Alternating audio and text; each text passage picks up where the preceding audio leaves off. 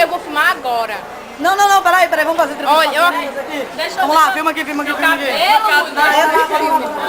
eu filmar. Já compramos as focas. Ei! Senhor Braz, Tá filmando? R$2. Deixa eu ver se tá filmando. Tá. Vamos lá. Quais são as expectativas pro show de hoje? Eu, no caso, é a primeira vez. Nossa. Mas quais são as expectativas?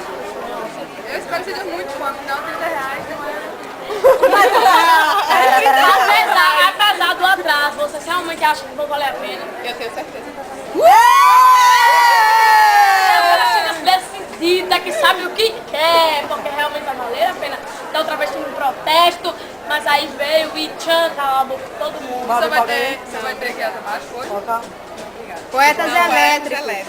É a única comida, né? Todo mundo morre de fome aí dentro, mas é a única comida. Que só tem. É. Bom, é isso, né? É isso, né? É isso. Vamos curtir esse show! Teatro Mágico! Ei, eu acabei de comprar uma senha caríssima, tá ligado? Vai valer a pena, porque eu estou muito doida.